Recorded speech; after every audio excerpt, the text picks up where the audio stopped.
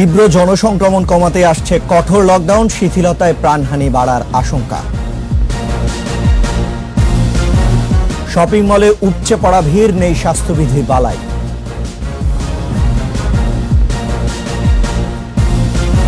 মামুনুল সহ হেফাজতের 241 জনের নামে মামলা, রাষ্ট্রবিরোধী কার্যকলাপের বিচার হবে বললেন আইনমন্ত্রী। মিয়ানমারে জান্তা বিরোধী বিক্ষোভে আরো 60 জন নিহত, নো ফ্লাই জোন আরোপের আহ্বান।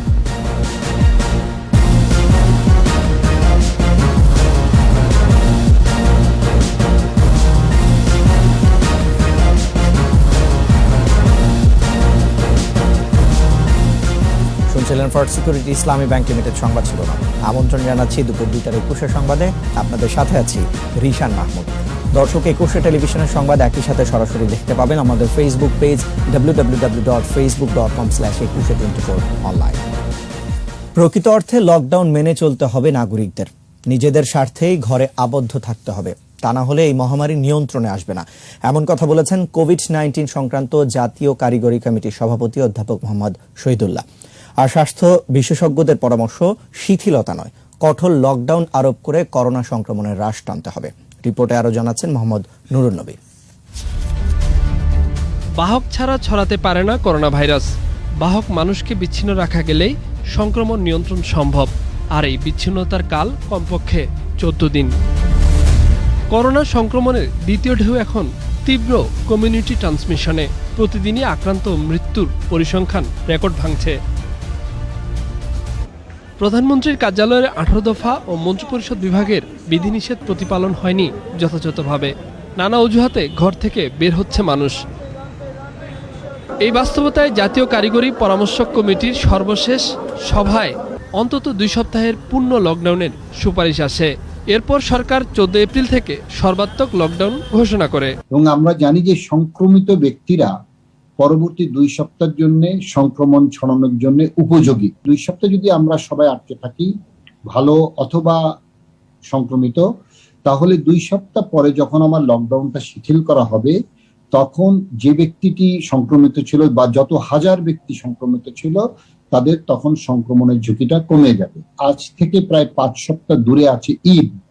এখন যদি 2 সপ্তাহ আপনার পূর্ণ লকডাউনের সদ্ব্যবহার করতে পারি, পরবর্তীতে 2-3 সপ্তাহ যদি লকডাউন উঠিয়ে নিয়ে স্বাস্থ্যবিধি কঠোরভাবে মেনে চলা হয়, তাহলে জীবন যেমন রক্ষা পাওয়ার সম্ভাবনা আছে, ব্যবসা বাণিজ্য বা জীবিকাও চলবে।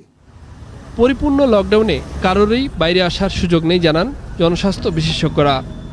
আমার আশাবাদ হলো যে সরকার সেটাকে হয়তো আরো 1 সপ্তাহ বাড়িয়ে 2 সপ্তাহ করবে। তো আসলে বিধিনিষেধ গুলোও কার্যকর ছিল, কিন্তু বিধিনিষেধ গুলো তো আমরা মানছি না বলে আজকে আমাদের সংক্রমণটাকে আমরা নিয়ন্ত্রণ করতে পারছি না। এটা কি সম্ভব যে 18 কোটি মানুষকে সব সময় আমি পুলিশি নজরদারিতে রাখবো বা প্রশাসনের নজরদারি? এটা হয় না। আমাদেরকে সবসময় মনে রাখতে হবে, ভ্যাকসিন নেয়ার পরেও কিন্তু সে কিন্তু 1-2টা ভ্যারিয়েন্টে কাজ করলে, ভ্যাকসিন নেওয়ার পরেও এখন আমাদের যেটা ইউকে ভ্যারিয়েন্ট, 3টা ভ্যারিয়েন্ট, সেই 3টা ভ্যারিয়েন্টকে প্রোটেক্ট একটা মাত্র জিনিস করতে পারে, একটা মাত্র বস্তু করতে পারে, সেটা হলো মাস্ক। Wire the mask. তবে লকডাউনের সময় জরুরি সেবা চালু থাকবে। এই সুবিধার অপব্যবহার রোধেও সতর্ক থাকার কথা বলেছেন বিশেষজ্ঞরা। মোহাম্মদ নুরুন নবী, 21 টেলিভিশন, ঢাকা। করোনা মহামারীর মধ্যেও রাজধানীর শপিং মলগুলোতে মানুষের উপচে পড়া ভিড়। বেশিরভাগই মানছেন না স্বাস্থ্যবিধি। অনেক শপিং মলে নেই জীবাণুনাশক ব্যবস্থা। এদিকে কঠোর লকডাউনের ঘোষণায় চিন্তিত ব্যবসায়ীরা। আরো জানাচ্ছেন সাইদুল ইসলাম। করোনা মহামারীর মধ্যে স্বাস্থ্যবিধি মেনে দোকান ও শপিং মল খোলার কথা থাকলেও অনেক মলেই সে ব্যবস্থা নেই। এদিকে কড়া লকডাউনের ঘোষণায় মলগুলোতে এসেছে প্রচুর মানুষ। নিউ মার্কেট, গাউসিয়া, গুলিস্তান সহ নানা এলাকায় মার্কেটে ভিড় বেড়েছে। তোয়াক্কা করছে না স্বাস্থ্যবিধির। মার্কেটের ভিতরে অনেক ভিড়, স্বাস্থ্যবিধি তো কোনো রক্ষা হচ্ছে। অনেকে বলছেন নিতান্ত প্রয়োজনে ঝুঁকি নিয়ে এসেছেন তারা। হ্যাঁ, একটু জরুরি ছিল, কয়েকদিন পরে মার্কেট তো বন্ধ হয়ে যাবে। আসলে কি দেখা গেছে, গতবারও ঈদে কোনো কেনাকাটা আমরা কেউই করতে পারি নাই, তো এবারও শুনতেছি যে আবার কঠোরভাবে লকডাউন দিবে। তাই আজকে আজকে বের হইলাম যে অন্তত কিছুটা কিনি। কড়া লকডাউনের ঘোষণায় চিন্তিত ব্যবসায়ীরা। তারা জানান ঈদের আগে লকডাউন চলতে থাকলে পথে বসতে হবে তাদের। লক্ষ লক্ষ টাকার মাল করে আমরা এখন আগামী ঈদের জন্য সম্পূর্ণ প্রস্তুত। এখন যদি এই মুহূর্তে লকডাউন দেওয়া হয় আমরা একদম সর্বশান্ত হয়ে যাব। দেশের অবস্থা যেরকম দেখা যায় যে আমাদের মনে দোকানদারি করা হবে না মনে হয়। নিজেরাও বাঁচবো, যাতে মানুষের কোনো ক্ষয়ক্ষতি না হয়, শতভাগ স্বাস্থ্যবিধি মেনে আমরা ব্যবসাটা করতে চাই। তবে ব্যবসায়ী নেতাদের দাবি, স্বাস্থ্যবিধি মেনে ঈদ পর্যন্ত যেন শপিং মল খোলা রাখা হয়। স্বাস্থ্যবিধি মেনে আমাদেরকে এই সীমিত সময়ের জন্য চাঁদ রাত পর্যন্ত মার্কেট খোলা রাখলে এই ক্ষুদ্র মাঝারি ব্যবসায়ীদেরকে এই ব্যবসা পরিচালনা করার সুযোগ দেওয়ার জন্য উদাত্ত আহ্বান জানাচ্ছি। স্বাস্থ্যবিধি কঠোরভাবে মেনে গতকাল থেকে দোকান খোলার অনুমতি দেয়া হয়েছিল। সাইদুল ইসলাম, 21 টেলিভিশন, ঢাকা। নারায়ণগঞ্জের সোনারগাঁও উপজেলা আওয়ামী লীগ অফিস, ঘরবাড়ি, ব্যবসা প্রতিষ্ঠান ভাঙচুর ও অগ্নিসংযোগের ঘটনায় হেফাজতের 241 জনের নাম উল্লেখ করে অজ্ঞাত 750 জনকে আসামি করে পৃথক 3টি মামলা করা হয়েছে। এদিকে মামলায় হেফাজত ইসলামের যুগ্ম মহাসচিব মামুনুল হককে প্রধান আসামি করা হয়েছে। সোনারগাঁও থানার ভারপ্রাপ্ত কর্মকর্তা মোহাম্মদ হাফিজুর রহমান জানান, শুক্রবার সোনারগাঁও থানায় পৃথক 3টি মামলা দায়ের করা হয়। উপজেলা যুবলীগের প্রচার সম্পাদক নাসির উদ্দিন বাদী হয়ে হেফাজতের নেতা মামুনুল হককে প্রধান আসামি ও স্থানীয় হেফাজত ও বিএনপির 111 নেতাকর্মীর নাম উল্লেখ করে আরও অজ্ঞাতনামা 250 জনকে আসামি করে একটি মামলা দায়ের করেন। এছাড়া ব্যবসা প্রতিষ্ঠান ও বাড়িঘর ভাঙচুরের ঘটনায় 123 জনের নাম উল্লেখ করে অজ্ঞাত 200 জনকে আসামি করে মামলা করেছে উপজেলা যুবলীগ নেতা নান্নু। এছাড়া অপর মামলায় 7 জনের নাম উল্লেখ করে 300 জনকে আসামি করা হয়। গেল 3রা এপ্রিল শনিবার সোনারগাঁয়ের রয়্যাল রিসোর্টে মামুনুল হক এক নারী সহ স্থানীয়দের হাতে ধরা পড়ার পর তার সমর্থকরা এই তাণ্ডব ও সহিংসতার ঘটনা ঘটায়। দেশের বিদ্যমান আইনে হেফাজত তাণ্ডবের বিচার সম্ভব বলে জানিয়েছেন আইনমন্ত্রী আনিসুল হক।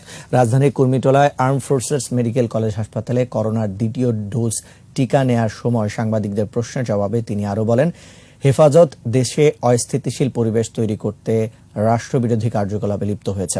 তাদের ধ্বংসাত্মক কর্মকাণ্ডের বিরুদ্ধে ব্যবস্থা নিতে দেশে কার্যকর আইন আছে।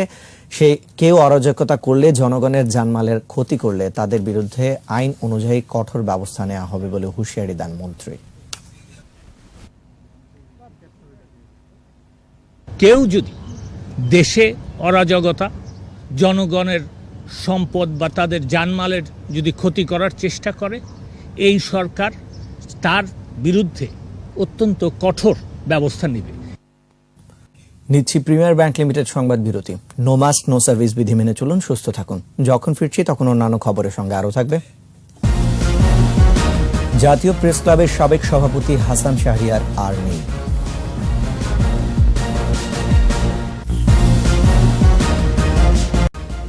আবার আমন্ত্রণ দুপুর 2টার 21 সংবাদে। করোনা ভাইরাসে আক্রান্ত হয়ে মারা গেছেন জাতীয় প্রেস ক্লাবের সাবেক সভাপতি ও দৈনিক ইত্তেফাকের সাবেক নির্বাহী সম্পাদক হাসান শাহরিয়ার। শনিবার দুপুরে রাজধানীর ইম্পালস হাসপাতালে চিকিৎসাধীন অবস্থায় মারা যান এই বরেণ্য সাংবাদিক। গত বৃহস্পতিবার রাত 1টার দিকে করোনা উপসর্গ ও অন্যান্য জটিলতা নিয়ে প্রথমে ল্যাবএইড হাসপাতালে ভর্তি হন হাসান শাহরিয়ার। পরে তাকে আনোয়ার খান মেডিকেল কলেজ হাসপাতালে নেওয়া হয়, কিন্তু সেখানে আইসিইউ বেডের সংকটের কারণে তাকে নেওয়া হয় ইম্পালস হাসপাতালে। সেখানে নমুনা পরীক্ষায় তার করোনা পজিটিভ আসে।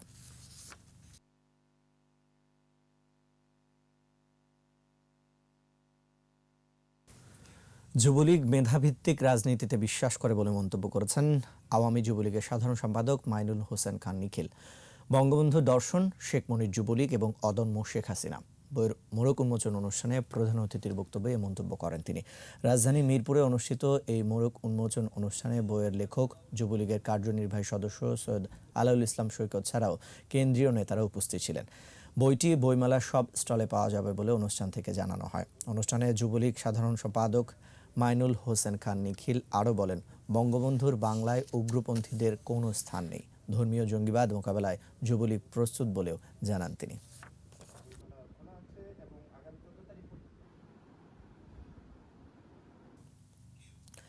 বাণিজ্যিক এবং ব্যক্তি উদ্যোগে আধুনিকতার ছোঁয়া লাগছে মানুষের বাসস্থান এবং কর্মস্থলে। চা বা খাবার টেবিল হচ্ছে বৈচিত্র্যময়, আর এতে বড় ভূমিকা রাখছে সিরামিক পণ্য। সিরামিকের বৈশ্বিক বাজারও বিশাল। এসব বিবেচনায় সিরামিক খাতে বাড়ছে বিনিয়োগ। কিন্তু করোনা মহামারী বেশ সংকটের মধ্যে ফেলে দিয়েছে দেশের সম্ভাবনাময় এই শিল্পকে। পরিস্থিতি সামাল দিতে আসছে বাজেটে নীতি সহায়তা চাইছেন উদ্যোক্তারা। মেহেদী হাসানের রিপোর্ট। বাংলাদেশে সিরামিক শিল্পের যাত্রা শুরু 50-এর দশকের মাঝামাঝি। বর্তমানে এ খাতে কারখানার সংখ্যা 68টি, আর দেশি বিদেশি বিনিয়োগের পরিমাণ প্রায় 9,000 কোটি টাকা। স্থানীয় বাজারে ক্রমেই বাড়ছে সিরামিক পণ্যের চাহিদা। 2019-20 অর্থবছরে দেশে সিরামিক পণ্যের চাহিদা ছিল 6,000 কোটি টাকার বেশি।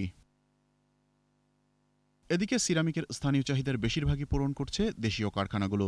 টেবিলওয়্যারের 98%, টাইলসের 84% এবং স্যানিটারি ওয়্যারের 90% চাহিদা মিটছে স্থানীয়ভাবে। 2019-20 অর্থবছরে সিরামিক পণ্য রপ্তানি থেকে দেশের আয় হয় 338 কোটি টাকা। কিন্তু এক বছরেরও বেশি সময় ধরে চলা বৈশ্বিক করোনা মহামারী সংকটে ফেলেছে সম্ভাবনাময় এ খাতটিকে। ঘুরে দাঁড়াতে আসছে বাজেটে নীতি সহায়তা চান উদ্যোক্তারা। আমরা ইউরোপিয়ান ফোকাসড এক্সপোর্ট করতাম এবং ইউএস এস ওয়েল, বাট এই করোনার কারণে ইউরোপিয়ান কান্ট্রিজগুলো মেজর এফেক্ট আসছে। লাস্ট ইয়ার ফর আমাদের স্যানিটারি ওয়্যার প্রোডাক্টের ম্যানুফ্যাকচারিংয়ের উপর একটা সাপ্লিমেন্টারি ডিউটি ইম্পোজড হয়েছে। এই সেক্টরটা পুরোপুরি ইম্পোর্ট ওরিয়েন্টেড মেটেরিয়াল দিয়ে চলে। যেহেতু ইম্পোর্ট ওরিয়েন্টেড মেটেরিয়াল, এটার ডিউটি কিছু কিছু প্রোডাক্টের উপরে ডিউটি এখনও দেখা গেছে 20%, 25% আছে। আমরা গভর্নমেন্টের কাছে রিকোয়েস্ট করেছি যে এই ডিউটিগুলো যদি আরেকটু কমিয়ে দেওয়া যায়। বৈশ্বিক সিরামিক পণ্যের বাজার $250 বিলিয়ন বেশি। স্থানীয় চাহিদা বৃদ্ধি এবং আন্তর্জাতিক বাজার ধরতে এ খাতে বিনিয়োগ বাড়ছে। ফোকাসটা কি, যেহেতু আমার দেশে মার্কেট আছে এবং দেশের মার্কেটের বাজারটাও বড়, চাহিদাও আছে, বিক্রি আমি ফ্যাক্টরি প্রোডাকশনে যাওয়ার পরে কিন্তু বিক্রি করতে পারছি, যার কারণে আমার হয়তোবা এই মুহূর্তে ডিমান্ড নেই to look for new market, but market তো আছে এবং একটা সময় গিয়ে যখন এই মার্কেটে চাহিদা পূরণ হয়ে যাবে, নতুন ফ্যাক্টরিগুলো এসে তখন এক্সপোর্ট মার্কেটে টার্গেট করবে। স্থানীয় শিল্পের সুরক্ষায় কাঁচামালের শুল্ক কমিয়ে সিরামিক পণ্যের উপর আমদানি শুল্ক আরও বাড়ানোর দাবি এ খাতের ব্যবসায়ীদের। মেহেদী হাসান, 21 টেলিভিশন, ঢাকা। আর এরই সাথে শেষ করছি দুপুর 2টার 21 সংবাদ। যাবার আগে ফর্ট সিকিউরিটি ইসলামী ব্যাংক লিমিটেড সংবাদ শিরোনামগুলো আরও একবার। তীব্র জনসংক্রমণ কমাতে আসছে কঠোর লকডাউন, শিথিলতায় প্রাণহানি বাড়ার আশঙ্কা। শপিং মলে উপচে পড়া ভিড়, নেই স্বাস্থ্যবিধির বালাই।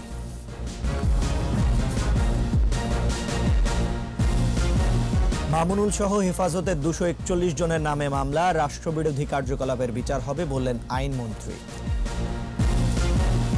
মিয়ানমারে জান্তা বিরোধী বিক্ষোভে আরও 60 জন নিহত, নো ফ্লাই জোন আরোপের আহ্বান।